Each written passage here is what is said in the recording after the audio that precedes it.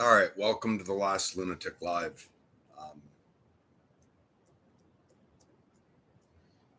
hey, Dust, Nodrick, Dan, good to have you all here. Um,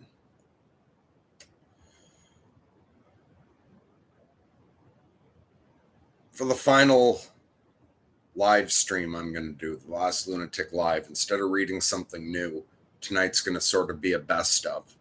I selected three short pieces that I've read before. I'm going to I'll check the comments in a minute. Um, then I'll read the first piece, and I'll check comments and continue like that. If someone's watching this later and you're only going to watch one, I'm saving the best for last. So obviously, do whatever the fuck you want to do. But if you want to take my advice and you're only going to listen to one, I would listen to the last one. It's only probably only take me 10 minutes to read. And I'm not going to timestamp this, but I'll turn on my headlight each time I read. So if you're watching this later, scroll to at the end the last time I turned my headlamp on, and you can see what I think is the best thing I've ever read in the 100+ Lunatic Lives I've done at this point.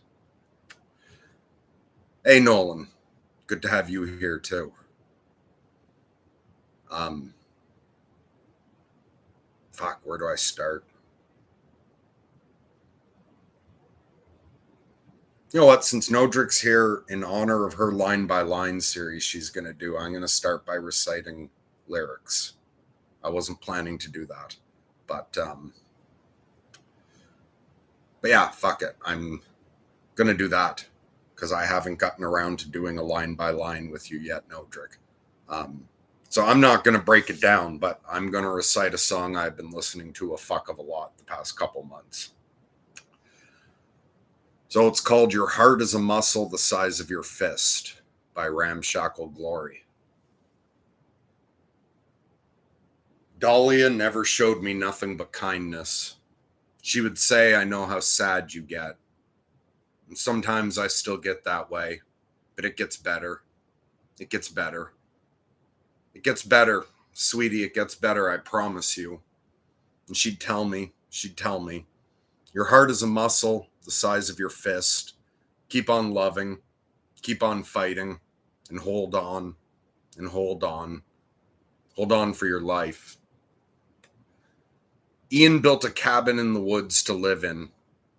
For years, terrifying noises kept him up at night with a 12 gauge under his pillow. He's living in Boston now. He's going to art school. I forgive him. I forgive him. Hell, I'll admit it. I'm proud of him. Serena's an architect and a carpenter. She's such a feminist, she says she isn't one. Because goddamn, my gender shouldn't matter. Her motorcycle glides through the streets of Providence, down to the warehouse district. And the paint job is as stunning as her knowledge of medieval building techniques. Your heart is a muscle the size of your fist. Keep on loving, keep on fighting, and hold on, and hold on. Hold on for your life. This one goes out to Georgios. He knows how to dance. Abby Banks, your book is beautiful. And fuck anyone who says otherwise. Scott, I love you, and you make me glad to be alive. I promise that I'm going to pay you back. You always know how funny everything is, even when I'm so serious that it's going to be the death of me. Like that time that our friend Chuck came over to our house. He said he needed somebody to take care of his pets because he was going out of town. I asked him where, and he said New Mexico. I asked if I could get a ride. He said, no, you don't want to follow me where it is I'm going. He backed out of the driveway, and it was the last time we saw him because he drove straight to his parents' cabin and put a bullet in his head. Your heart is a muscle the size of your fist. Keep on loving, keep on fighting, and hold on, and hold on. Hold on for your life.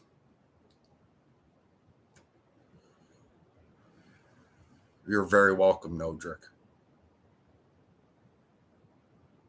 Dust, are you doing a line by line with Nodrick? Is that what you two are talking about?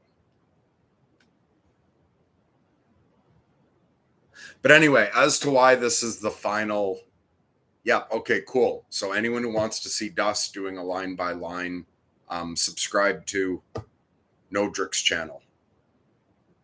And I may still do one with her sometime. I don't know. And okay, what the fuck? How did I start this? I don't know what I said. This is the last Lunatic live, but this is not me disappearing from sorting myself out. I don't know if I said that yet. I'm going to stop doing the full moon live streams, and I'm not going to do any more Lunatic lives on my own. But I'm still, Andrew's sticking around. Like I talked about this with him a few weeks back. He helped me make the decision. But I've been saying for a long time that if the long haul shit is permanent, that I'm eventually going to stop doing this. I'm at the point where now, instead of saying I'm going to just keep struggling through, if this goes on too long, I'll stop. Now, instead, I'm stopping. I'll still do conversations with Andrew. He's going to stick around, and he's going to want to talk to me sometimes. And I am just going to completely leave that up to him. However often he wants to talk, if I'm up to it, I will. So, yeah, fuck, okay, here's one thing I wanted to say. For a long time now, I feel like these Lunatic lives have been shit. I've had nothing to say. I just show up and read, and it's been a long time since I've done any other than the full moon, because my brain doesn't work properly anymore. No, that's wrong, because my brain didn't work properly before, but my brain used to malfunction well. My brain doesn't malfunction properly anymore. Yeah, so it's not that my brain doesn't work properly anymore, it's that my brain doesn't malfunction properly anymore. I was of some use when I was just a lunatic. Bipolar was a dangerous gift as opposed to being a curse. I don't see the silver lining to having long haul. It's turning my brain into mush.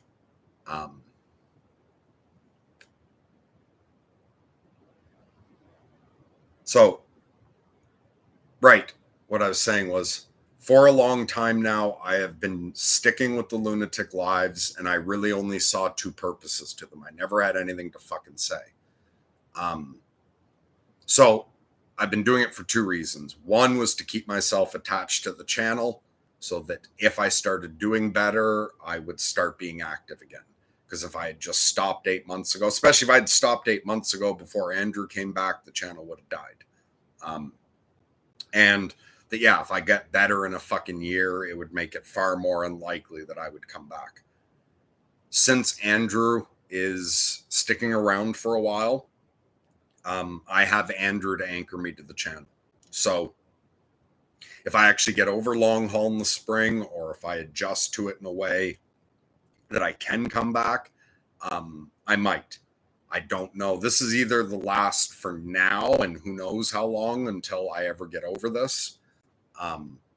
Or it very well, yeah, like this this could be permanent brain damage from long haul. And so this very well could be the last one ever. But since Andrew's back, the forcing myself to do this once a month doesn't make sense. Like, I don't need that anymore. The only other purpose I really saw it had, because I haven't had anything interesting to say, has been that some of you people care about me. And so it's been that you guys like to see me, and you like to know that I haven't killed myself. Sort of that, hey, life's rough, I'm still here shit. But again, since Andrew's going to want to talk to me, it won't be like on a regular basis, but you will see me every now and then, so you'll know I'm still alive. So because Andrew's back, and yeah, keeps me attached to the channel, and it will make sure that I show up every now and then, whether he might some months want to do multiple ones, or there might be times where it's longer than a month between videos.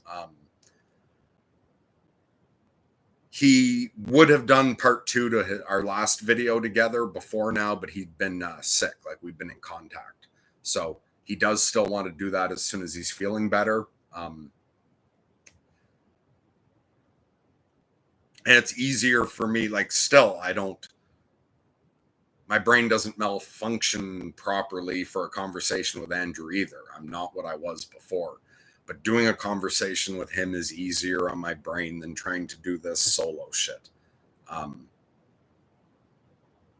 so me and him may do, perhaps after part 2 or whatever, Andrew may want to, what kinds of videos me and Andrew do together will be totally up to him. If he wants to talk about his progress, that's what we'll do. If he comes up with some subject that he wants to talk about with me. He said he liked the idea of me and him doing a follow-up conversation to my last live stream where the two of us talk about why I'm not doing it anymore. And yeah, so you might get a better explanation of what I'm going through, why I made this decision, if me and Andrew do a follow-up talk together. It was not easy for me to make the decision. I had to talk it through with Andrew and my social worker. But I'm at the point where I'm barely staying afloat, and I have to cut ballast. I have to dump weight going into this winter so I don't sink. And these streams have been a burden on me for a long time now.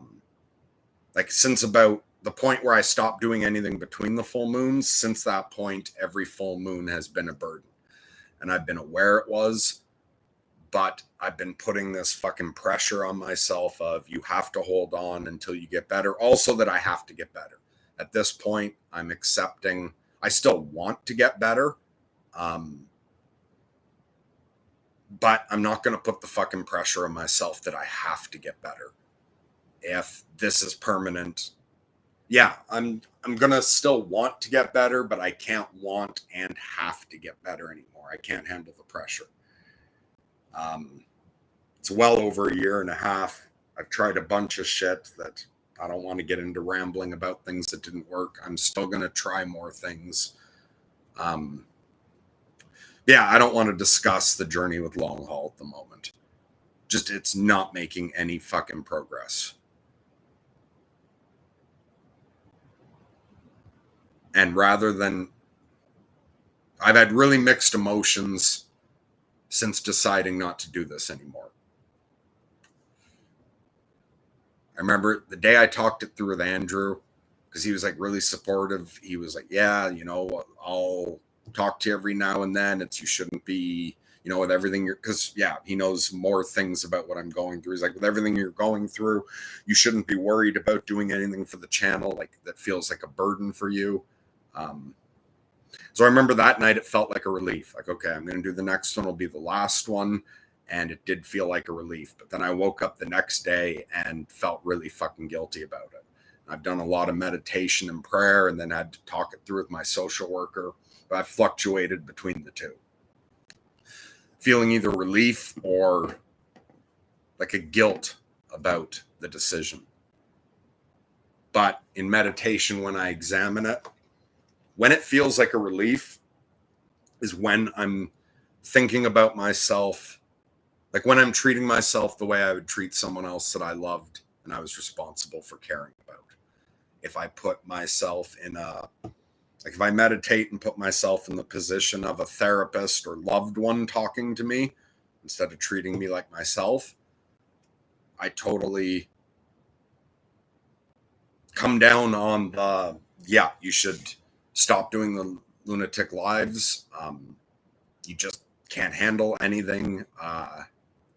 You did the best you could for as long as you could, and you shouldn't, like, also, I would tell my own advice, you shouldn't feel guilty about not being able to do it anymore.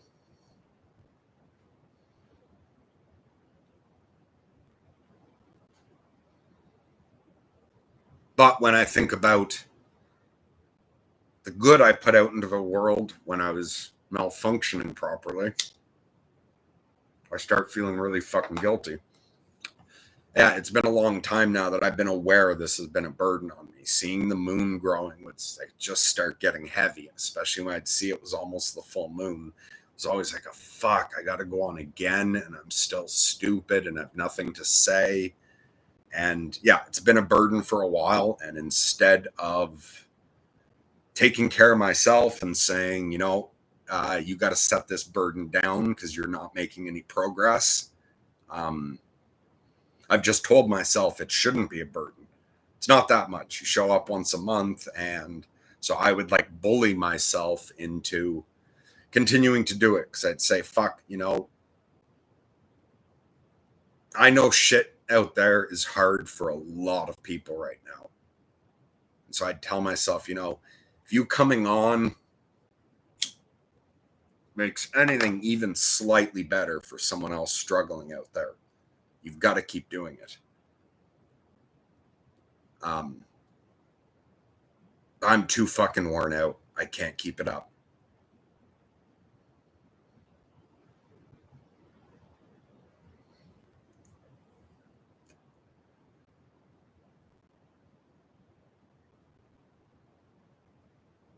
Dust says your reading has actually been entertaining for me. I get wrapped up in your reading. Yeah, I do know a few people really appreciate it, which is why I pushed myself so long. But yeah, if I'm going to be totally honest with you, this has gotten difficult. And so I don't know if this is forever or not, but it very well could be. But I'm also I'm not going to worry about that anymore.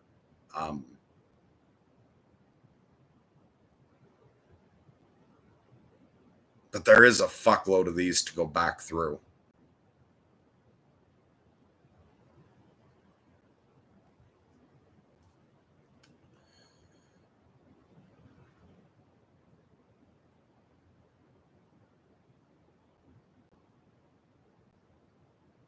Otrick says, I love checking on you every full moon.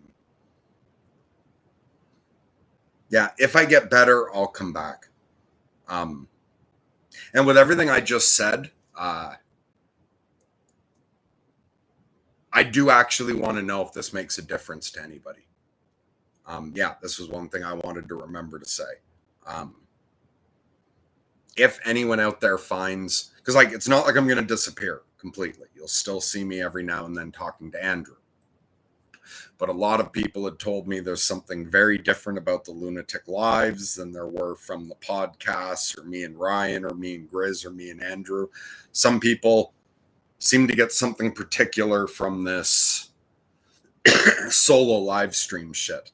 So, and I don't care any less about any of you or all of you together. It's like I have no less desire to put good out into the world. I'm no less in love with all of you, and I want, like, if I could keep doing this, I would. But I definitely at least need a break. And if it turns out that really it was something you guys needed for a while, and once it's gone for a couple months, you don't notice anything missing, then that's fine, especially if I don't get better. But I'm being totally honest with you guys. I do want you to be honest with me. If you see me doing a video with Andrew at some point in the future, and you think to yourself, I miss the Lunatic Lives, it did actually make a difference, and there's any kind of hole left from it being gone, comment. Because like I'm not disappearing. I'll read comments under shit. Or those of you on the Discord, message me and let me know, because who knows, maybe I don't expect to get better over the winter, because even if long haul improved, the bipolar winters are hard. So it's like, it would just be a fucking miracle if I felt better this winter. Or like, even if I got over long haul in a month, given that we're heading into winter, I think I would need a couple months of downtime to recover psychically, even if I recovered physiologically and mentally. But when next spring rolls around, whether it's that my long haul's improved or whether just having had 4, 5, 6 months break from this, I feel more able to come back. It would make a difference knowing whether that matters to anyone. I think you get my point. Like, if it doesn't matter to anyone and I'm not, then I don't know why I would start doing them again, even if I was feeling better. So you can let me know if this leaves any kind of hole over the next few months. And who knows, maybe I'll be doing better in the spring, but I also will be careful not to push myself too hard. I think I made that point.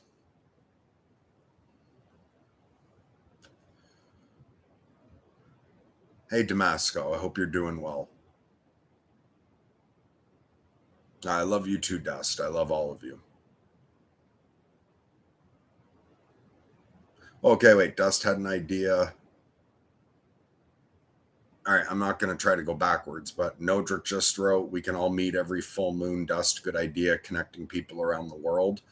And Dust says that would work well. Okay, so yeah, like the channel's not going anywhere and the Discord's not going anywhere. I'm not doing private sessions or group events. I haven't been for a long time, but I will still respond to messages on Discord. It just often takes me much, much, much longer than it used to. But anyway, the Discord's still there. And so if people in this community have gotten used to this on the full moons, and lots of you guys know each other now from the group events back in the day in Discord, if you guys want to keep getting together every full moon on the Discord or something, go ahead and do that. Because it's not like we're not shutting down the channel, not shutting down Discord or anything like that. It's just I'm quitting the Lunatic lives. And I'm remaining at not doing private sessions, not doing group events. It's been a long time since I've done those. But I'm not disappearing completely. Andrew's going to put out some solo material, and I'm going to put out, and he's going to put out conversations with me. That was what I was trying to say. All right, it's too hard to try to think, so I'm going to read something. But I'm going to start the readings. I have 3 short things ready. But also, I need to use the little Lunatics room. So I'm going to be back in just a minute, and I'll do the first reading.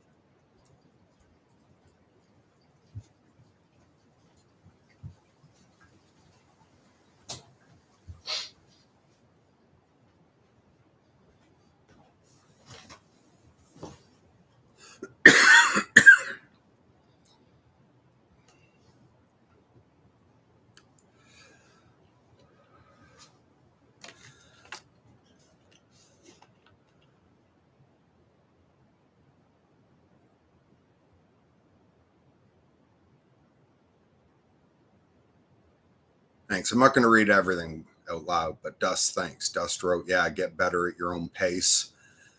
Just one day at a time, take the pressure off. You've done more than enough for people. No pressure either way, man. Thanks. Nodrick said, you gave part of you to this channel. You did the best you could. I hope to see you sometimes or get on get-togethers. Please recover. I'll keep praying for you. Thank you very much, Nodrick.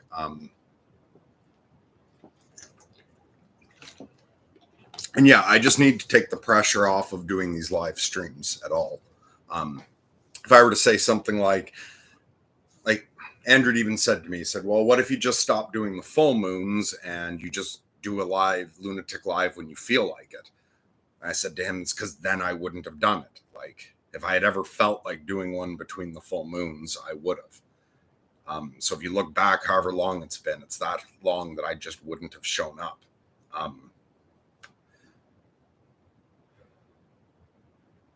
But it's like, if I were to say, look, I'm not doing the full moons anymore, I don't know, maybe I'll do more. Like, if I were to not just leave it at the end, I would have more pressure on myself. Like, fuck, I should check in. I said I might. So the only way I'm going to take the pressure off is to make this the last one, even though if I recover down the road. But yeah, that doesn't mean I'm okay. Yeah. And so the point was, Nodrick, I still do want to do a line by line with you on your channel. I'm not disappearing. And maybe once, because it is easier for me to do, like I noticed, especially once I tried the couple talks with Andrew, it's easier for me to talk to somebody than it is to try to do these live streams. So I know it's been like, fuck, it's been a long time that I've been putting off doing a line by line with you. Maybe after this last Lunatic Live, maybe it'll be easier for me to actually do one once this pressure's off.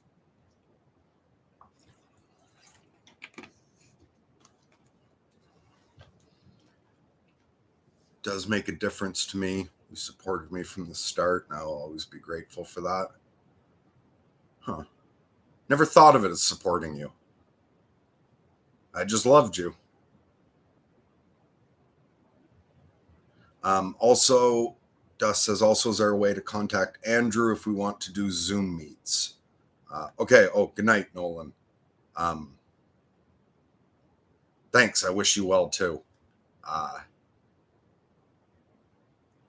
I don't know if Andrew wants to do Zoom meetings or not. That's something he's thinking about. So message me about it or comment on the videos he and I do together or one of his solo videos, because I don't know if he's giving out his email or not. And he hasn't committed to anything beyond, like, he's going to stick around, he's going to do solo videos, and he's going to do conversations with me. But he hasn't committed to anything beyond that. So I don't know if he's going to make himself publicly available, like messages beyond commenting. And I don't know if he's going to want to do anything like Zoom meetings.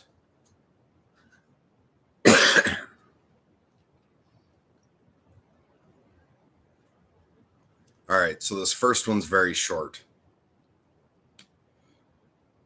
It's called Salvation by Lawrence Person. In Dublin, one almost got away. He was halfway out the door when they caught him. The spikes cast aside, his wounds already healed. It took 5 strong men to hold him to the cross while the others drove the nails back in. I know how hard it must have been. I had crosswatch duty at our church, St. Luke's, last Friday when ours awoke, and I had to hammer back the spikes. I'll never forget the look of betrayal on his face. The blood from his crown of thorns trickling down into his accusing eyes. He turned back to wood that way, still facing me. He didn't stop bleeding. We've grown used to the blood, all of us. When the crisis first started, we had to dump the buckets once a week. Now we have to do it twice a day, and soon we'll be doing it every hour. But the worst time was when he came alive Sunday morning. While Minister Farley was reading from John, it took him almost half an hour to turn back. The sound of the hammers and his screams drowning out the sermon. The The congregation left as fast as they could, their eyes wide with terror and shock. I pray every night. And when I pray, I think about the look in his eyes. I pray desperately for guidance, for a sign that I'm doing the right thing, that I'm still worthy of salvation. And yet, I still feel the fear, the cold uncertainty that grips my every waking hour. But we dare not stop now. I saw pictures of the congregation of St. Jude, the one who let him escape, the blood oozing from the wounds that appeared in their hands and legs. I saw their faces twisted in pain from the stigmata, their eyes blinded with blood from their invisible crown of thorns, and I knew what we had to do. And so I watch when I have to watch, and nail when I have to nail, and pray. In fact, I pray now more than ever, 4 or 5 hours every night. I pray fervently that our Lord's bleeding would stop, and that neither I nor anyone else would ever have to see those accusing eyes or drive in those nails ever again. And most of all, I pray that there is still salvation, that mankind has not filled our world with so much blood that even the mercy of our Savior can no longer contain it all. And still the words of Luke 23:34 haunt me. For though those Roman soldiers may not have known what they were doing, dear God, we most certainly do.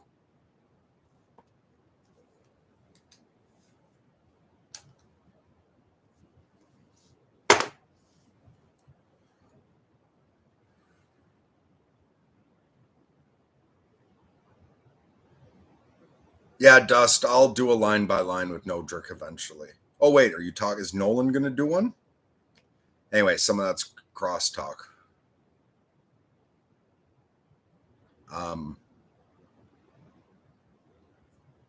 Okay, Dust, you're saying you need to pay Zoom out of pocket.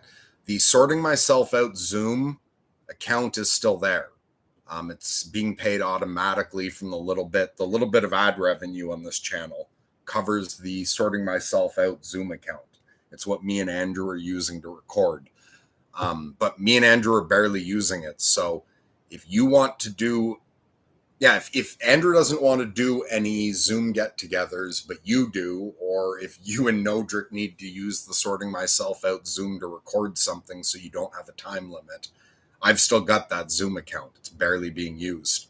So Dust, you can message me on Discord if you want to organize, like whether it's to use it with Nodrick doing line by lines, or if you want to organize some community Zoom shit, whether that's with Andrew or without, like if you want to do it on your own, just message me and I'll give you the password to the Sorting Myself Out Zoom and you can use that. Okay, Dust says, sure thing. I'd love to get the meetings going again. All right, so then Dust, can anyone who wants to know about that message you on Discord, right? I'll try to remember to put the link to our, like the invite to our Discord in the description of this after. Okay, yeah. And you're the same username on there, right? Yeah, so okay, I'm not going to be starting up the Lunatic patrols again, but Dust is willing to start up some Sorting Myself Out Zoom events going. So anyone who's interested in that, I'll add a Discord link after once this video's up, so you can still join the Discord, and you can either message Dust to Dust directly there, or maybe Dust, you can set up a thread or whatever on Discord about that. Hey, JC says, happy to see you live. Keep missing the streams. All right, well, welcome. This is the last Lunatic Live. I won't go over it all again, but you can rewind, watch the beginning later. So yeah, I'm going to continue the best of things I've already read over the past few years and the 100 and however many Lunatic Lives I've done. This second one's longer. You guys can feel free to chat back and forth with each other. I'll skim through the comments once I'm done. So this one, I'm going to read the last chapter of Siddhartha by Hermann Hesse.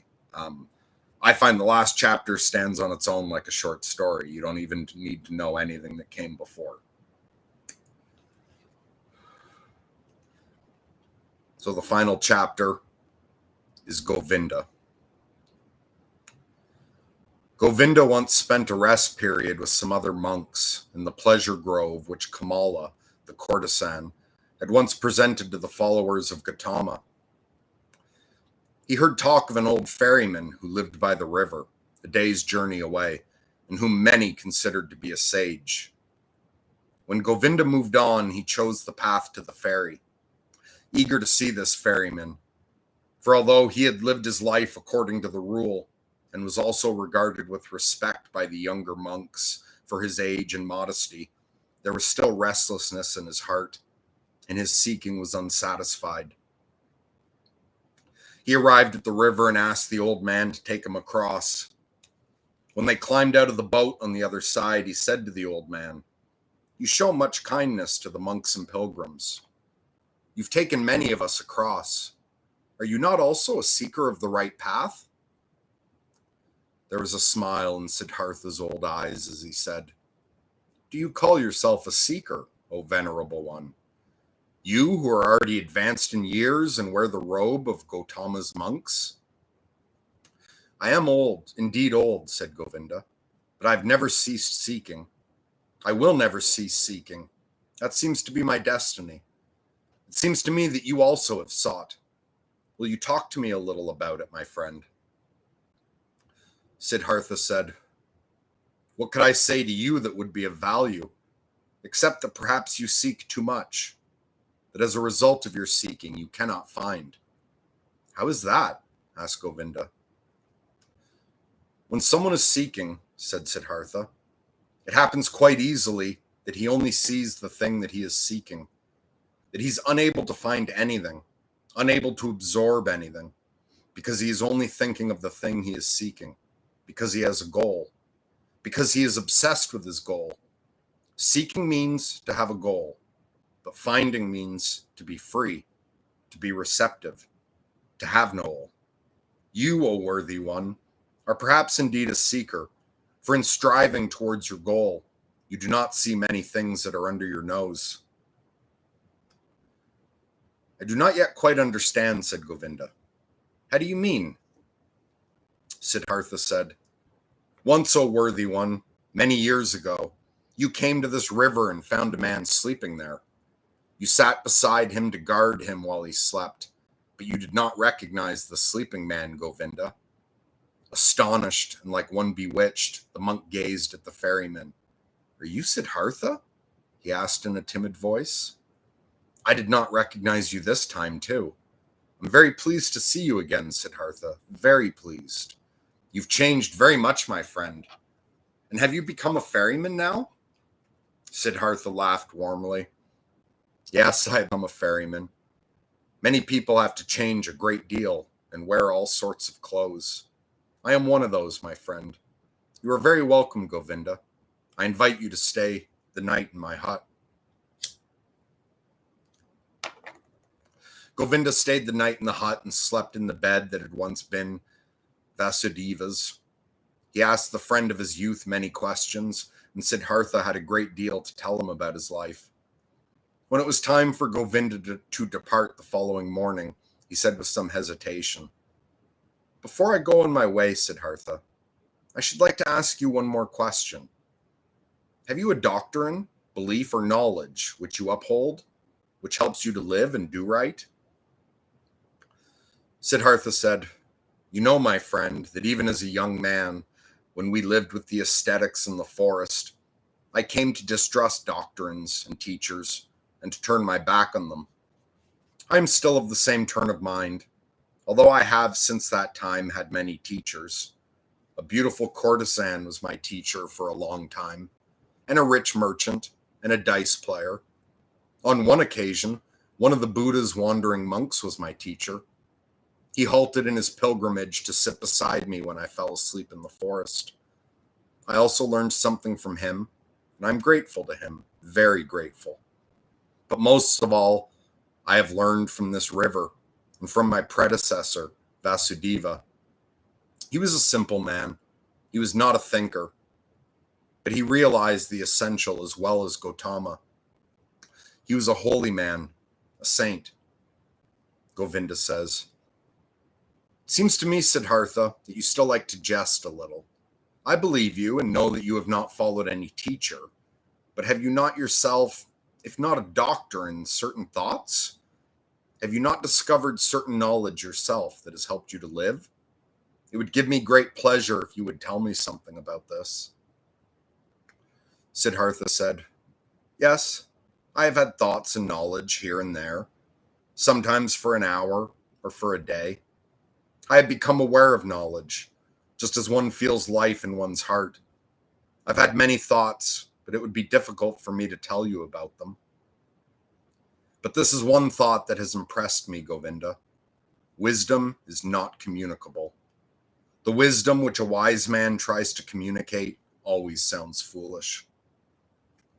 Are you jesting? Asked Govinda.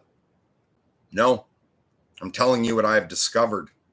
Knowledge can be communicated, but not wisdom. One can find it, live it, be fortified by it, do wonders through it, but one cannot communicate and teach it. I suspected this when I was still a youth, and it was this that drove me away from teachers. There's one thought I have had, Govinda, which you will again think is jest or folly. That is, in every truth, the opposite is equally true. For example, a truth can only be expressed and enveloped in words if it is one-sided. Everything that is thought and expressed in words is one-sided, only half the truth. It lacks totality, completeness, unity. When the illustrious Buddha taught about the world, he had to divide it into samsara and nirvana, into illusion and truth, into suffering and salvation. One cannot do otherwise. There is no other method for those who teach. But the world itself, being in and around us, is never one-sided. Never is a man or a deed wholly samsara or wholly nirvana. Never is a man wholly a saint or a sinner. This only seems so because we suffer the illusion that time is something real. Time is not real, Govinda. I've realized this repeatedly. And if time is not real, then the dividing line that seems to lie between this world and eternity, between suffering and bliss, between good and evil, is also an illusion. How is that? Asked Govinda, puzzled. Listen, my friend, I am a sinner and you are a sinner, but someday the sinner will be Brahma again, will someday attain nirvana, will someday become a Buddha. Now, the someday is illusion. It's only a comparison. The sinner is not on the way to a Buddha-like state. He is not evolving, although our thinking cannot conceive things otherwise. No, the potential Buddha already exists in the sinner. His future is already there. The potential Buddha must be recognized in him, in you, in everybody. The world, Govinda, is not imperfect or slowly evolving along a long path to perfection. No, it is perfect at every moment. Every sin already carries grace within it. All small children are potential old men. All sucklings have death within them. All dying people, eternal life. It is not possible for one person to see how far another is on the way. The Buddha exists in the robber and dice player. The robber exists in the Brahmin. During deep meditation, it is possible to dispel time, to see simultaneously all the past, present, and future, and then everything is good. Everything is perfect. Everything is Brahman. Therefore, it seems to me that everything that exists is good, death as well as life, sin as well as holiness, wisdom as well as folly. Everything is necessary. Everything needs only my agreement, my understanding, my assent, my loving understanding. Then all is well with me and nothing can harm me. I learned through my body and soul that it was necessary for me to sin, that I needed lust, that I had to strive for property and experience nausea and the depths of despair in order to learn not to resist them, in order to learn to love the world and no longer compare it with some kind of desired imaginary world, some imaginary vision of perfection, but to leave it as it is, to love it and be glad to belong to it. These, Govinda, are some of the thoughts that are in my mind. Siddhartha bent down, lifted a stone from the ground, and held it in his hand. This, he said, handling it, is a stone. And within a certain length of time, it will perhaps be soil. And from the soil, it will become plant, animal, or man. Previously, I should have said, this stone is just a stone. It has no value. It belongs to the world of Maya. But perhaps because within the cycle of change, it can also become man and spirit, it is also of importance. That is what I should have thought. But now I think, this stone is stone. It is also animal, God, and Buddha. I do not respect and love it because it was one thing and will become something else, but because it has already long been everything and always is everything. I love it just because it is a stone, because today and now it appears to me a stone. I see value and meaning in each one of its fine markings and cavities, in the yellow, in the gray, in the hardness and the sound of it when I knock it, in the dryness or dampness of its surface. There are stones that feel like oil or soap, that look like leaves or sand, and each one is different and worships Om in its own way. Each one is Brahman. At the same time, it is very much stone, oily or soapy, and that is just what pleases me and seems wonderful and worthy of worship. But I will say no more about it. Words do not express thoughts very well. They always become a little different immediately after they are expressed, a little distorted, a little foolish. And yet, it also pleases me and seems right that what is of value and wisdom to one man seems nonsense to another. Govinda had listened in silence. Why did you tell me about the stone? He asked hesitatingly after a pause. I did so intentionally, but perhaps it illustrates that I love the stone and the river and all these things that we see and from which we can learn. I can love a stone, Govinda, and a tree or a piece of bark. These are things and one can love things, but one cannot love words. Therefore, teachings are of no use to me. They have no hardness, no softness, nor colors, no corners, no smell, no taste. They have nothing but words. Perhaps that is what prevents you from finding peace. Perhaps there are too many words for even salvation and virtue. Samsara and nirvana are only words, Govinda. Nirvana is not a thing. There is only the word nirvana. Govinda said, Nirvana is not only a word, my friend. It is a thought.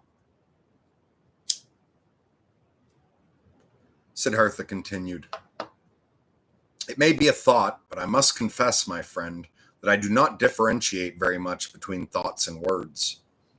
Quite frankly, I do not attach great importance to thoughts either.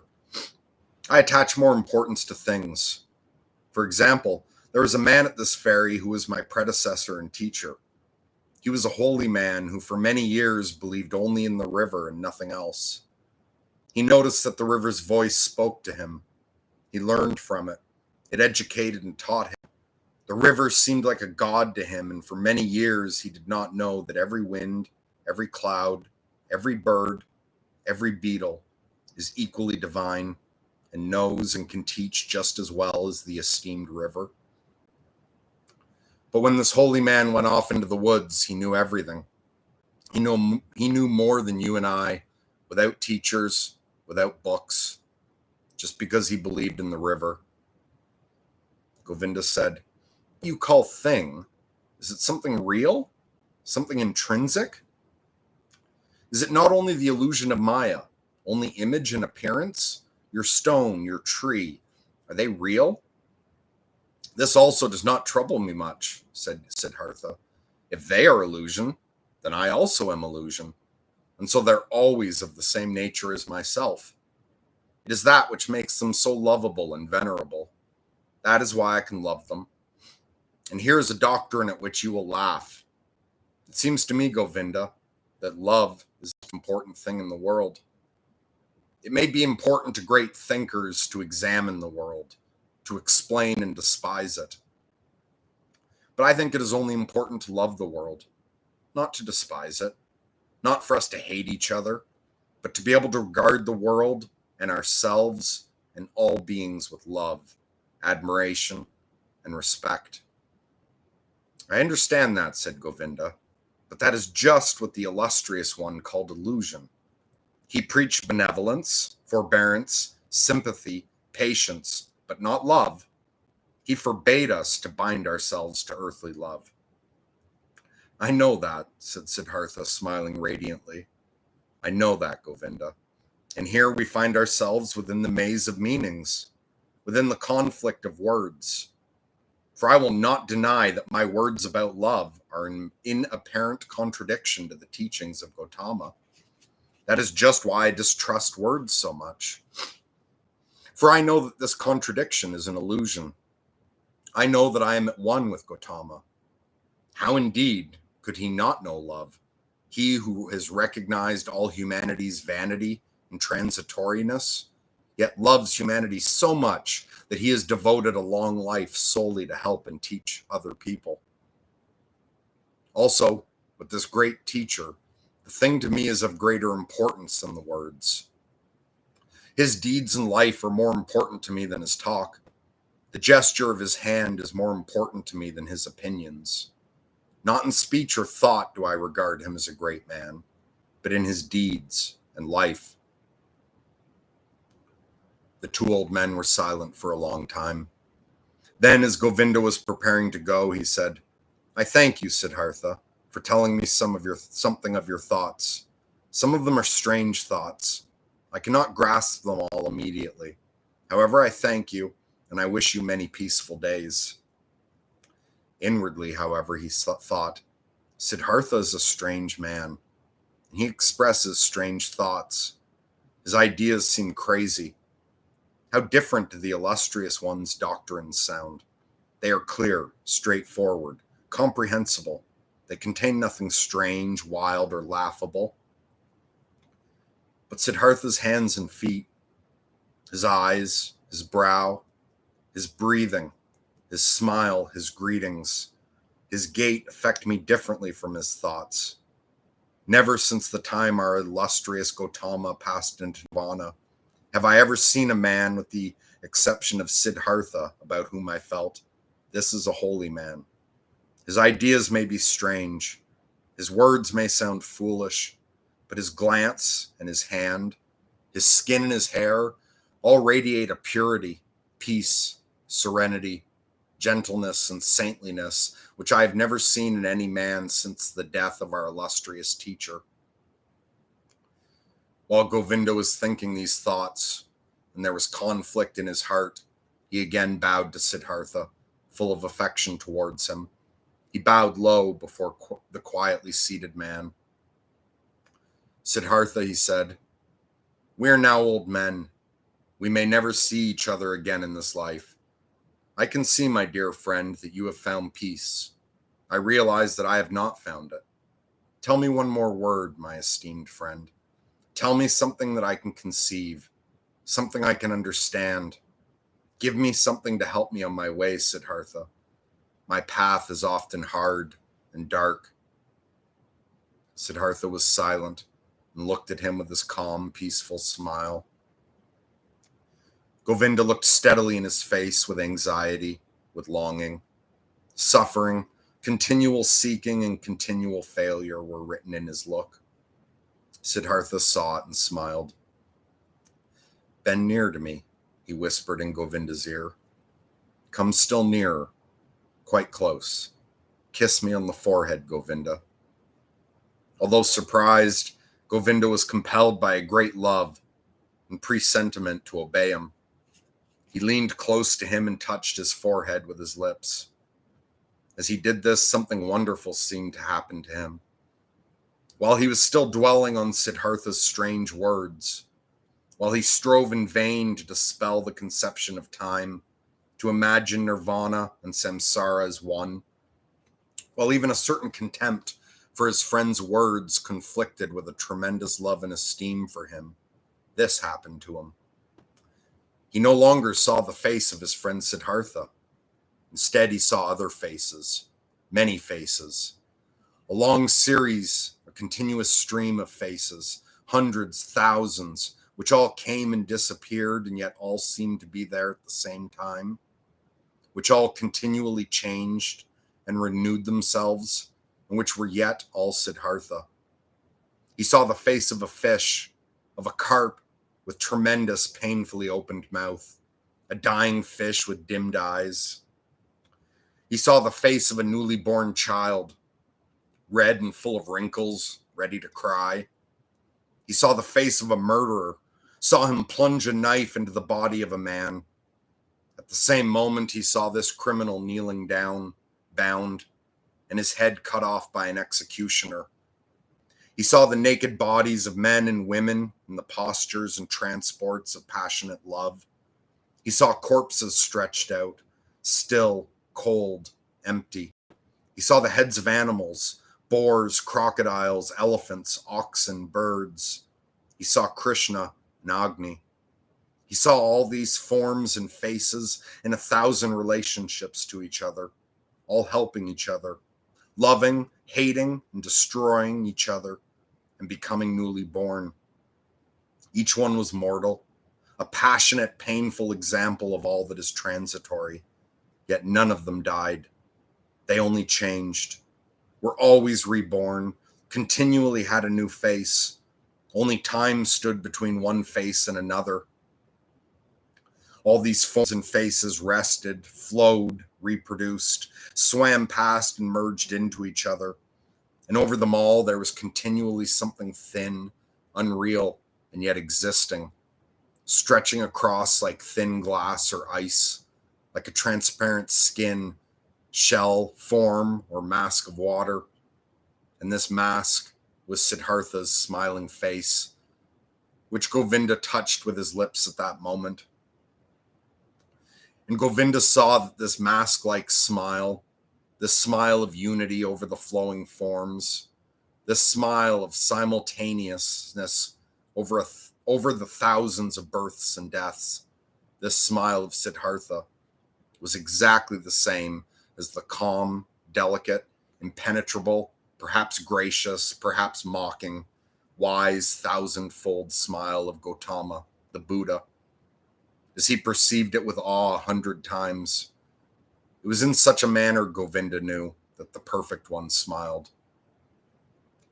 No longer knowing whether time existed, whether this display had lasted a second or 100 years, whether there was a Siddhartha or a Gautama, a self and others, wounded deeply by a divine arrow which gave him pleasure, deeply enchanted and exalted, Govinda stood yet a while, bending over Siddhartha's peaceful face, which he had just kissed, which had just been the stage of all present and future forms.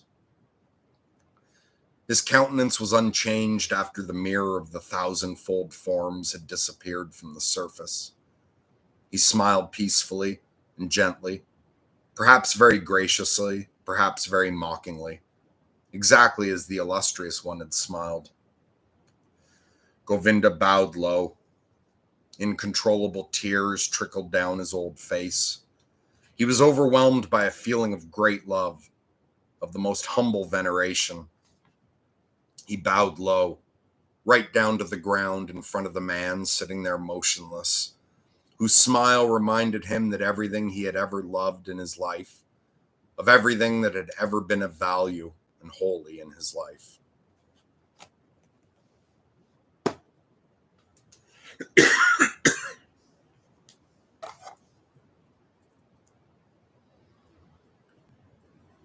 Well, I'm glad you appreciate the reading, Nodrick. Nodrick said, "You reading calms me down."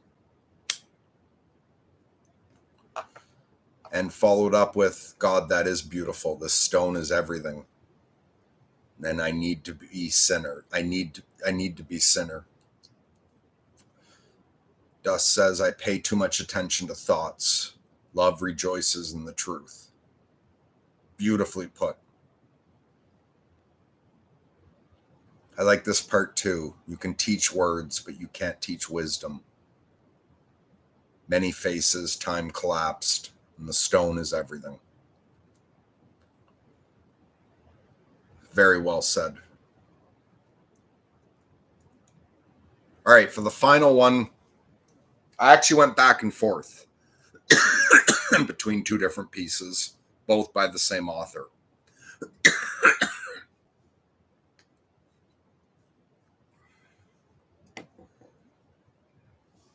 I almost chose to read from Clouds Unfold, the chapter of Jerusalem by Alan Moore. But this other piece is more concise, shorter, and while Jerusalem's a better book than Promethea, this one piece in Promethea, I think, stands alone better. So for my final reading, my favorite short thing that I've ever read in a Lunatic Live is from the 5th book of the Promethea graphic novel series by Alan Moore.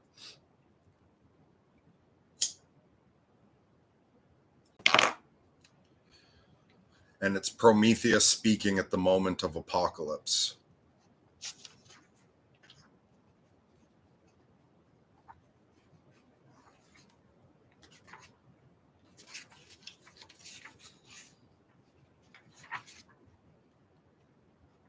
Okay. Ah, it's you. Good. I've been waiting a long time to talk to you. Come and sit by the fire. Thank you, but I'm not really here, am I? This room isn't real, nor are you. This is all a story, something I'm dreaming or reading. Perhaps you're right. Although, isn't having a dream or reading a book a real experience? After all, real or not, the room is where your awareness is currently centered, and someone's talking to you. Well, yes, but I mean, if it's a dream, it's my own subconscious talking. If it's a book, it's just some writer. Either way, you're a fiction. You're wonderful. You're always so difficult. Oh, don't look hurt. I just meant that's one of the reasons I love you. You're stubborn. You don't just accept things. Okay, now listen to me. Yes, Promethea's fiction. Nobody ever claimed otherwise. I never lied. I am at least an honest fiction. A true fiction. A fiction that can enter your dreams, possess her creators, talk through them to you. I'm an idea, but I'm a real idea. I'm the idea of the human imagination, which, when you think about it, is the only thing we can really be certain isn't imaginary. No, don't say anything. Just hold my hand and listen. Your hand's warm. That's nice. It makes this all sort of girl-friendly. See, I'm imagination. I'm real. And I'm the best friend you ever had. Who do you think got you all this cool stuff? The clothes you're wearing, the room, the house, the city that you're in. Everything in it started out in the human imagination. Your lives, your personalities, your whole world, all invented, all made up. All the wars, the romances, the masterpieces and the machines. And there's nothing here but a funny little twist of amino acids, playing a marvelous game of pretend. Nothing here but me and you. Me and you, little life snake, by the fire where we've always been since this room was a cave. Do you remember? When you first thought you saw things in the flames, in the dancing shadows, and you needed me to tell you a tale, a story grand and glorious. Begun like all adventures with a bang, all space, all time, even this instant now, explodes from naught into forever, an exceptionally lucky diamond pool break. Against all odds, had the explosion happened differently, we have a cosmos capable of forming solar systems, planets, life, of forming us to witness everything. This is the strong anthropic principle. Sentient life appears to be what all existence is contrived to engineer. The point of all these atoms, nebula, and conflagrations. A midnight snow globe flecked with novas happening all at once in 4 dimensions. All time, even time's end, caught within this glittering, endless hyper moment.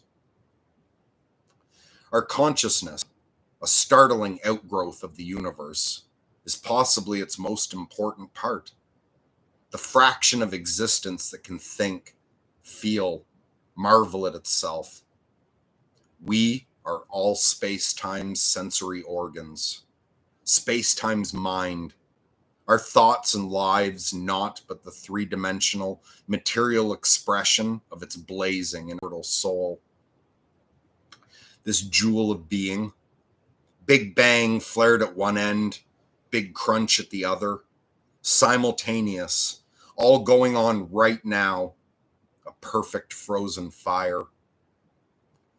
The world is young, our most remote ancestors not yet born. The world is old, and we have all been dead for decades, centuries. Don't you remember? Complex self-organizing life somehow emerges from the boiling clay of space-time. Pin sparks of awareness dust its countenance. Plain imperatives and moss agendas, lungfish dreams.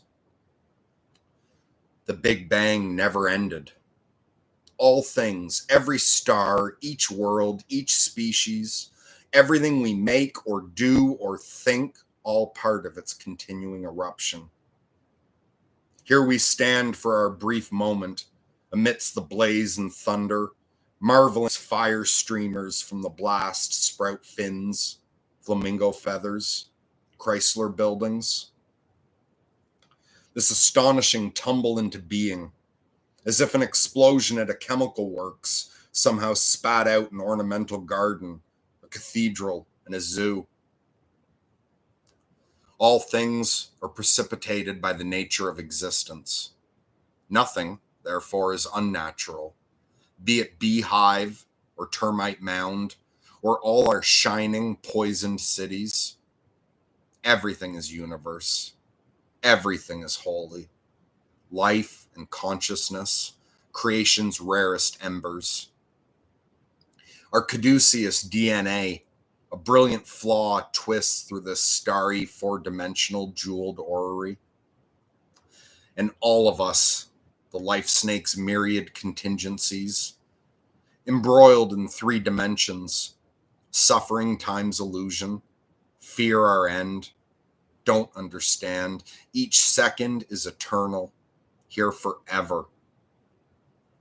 Our lives are bubbles decades wide, suspended in eternity, each hour immortal. Triumphs, heartbreaks, heaven, hell, paradise everlasting, endless punishment. No instant ever dies. Live joyfully. Live well. Live knowing that you are already dust, long gone, already outside time and looking in, viewing life, finally understanding every deja vu, your own guardian angel.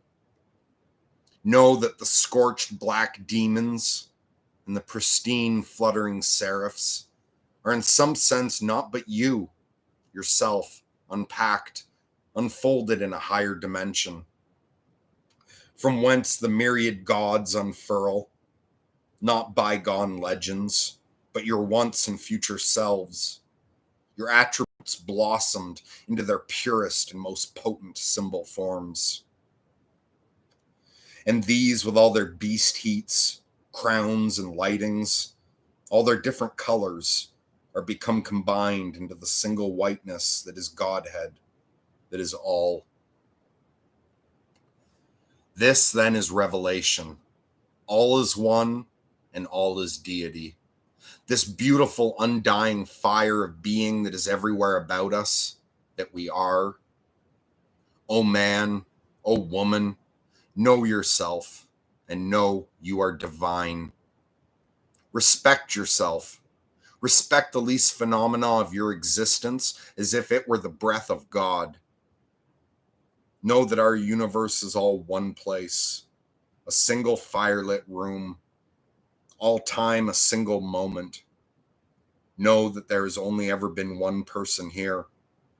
Know you are everything, forever. Know I love you.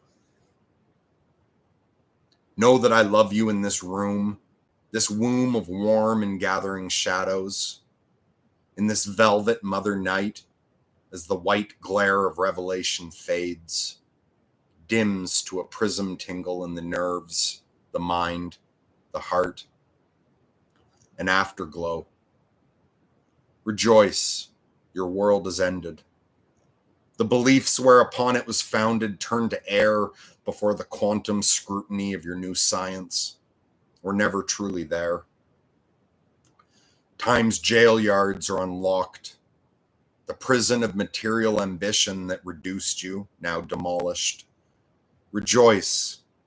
Return now to your separate moments, selves, and rooms, and know that separation for illusion. Know that you were one, were here, and in eternity are here forever. Here where sudden firelight in your soul startled you from your worldly slumber. Stay awake.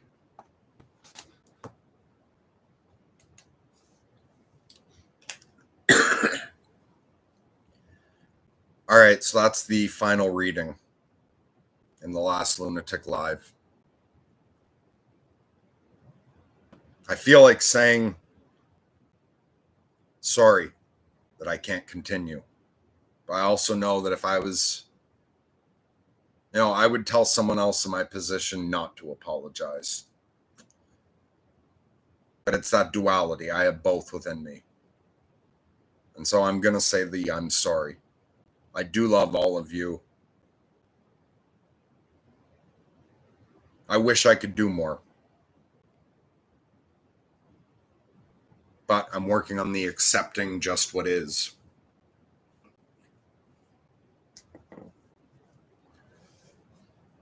So I think I'm going to wrap up on that.